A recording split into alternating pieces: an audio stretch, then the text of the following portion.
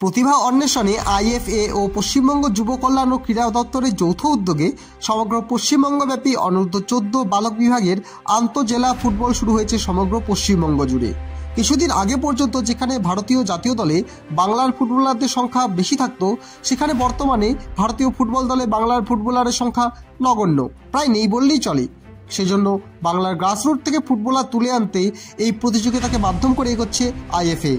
তারই অঙ্গ হিসেবে টানা 2 ম্যাচ জিতে আইএফএর অনূর্ধ্ব 14 ফুটবলের কোয়ার্টার ফাইনালে পৌঁছল কোচবিহার দল। বুধবার জলপাইগুড়ি বিশ্ব বাংলা স্টেডিয়ামে আলিপুরদুয়ারকে একপেশে ম্যাচে 6-0 গোলে পরাজিত করে কোচবিহার।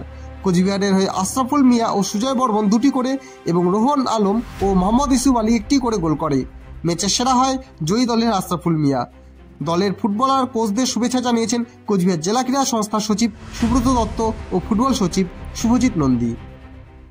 আপনারা দেখছেন নর্থ বেঙ্গল সমাচার, উত্তরের বার্তা, সত্যের পথে।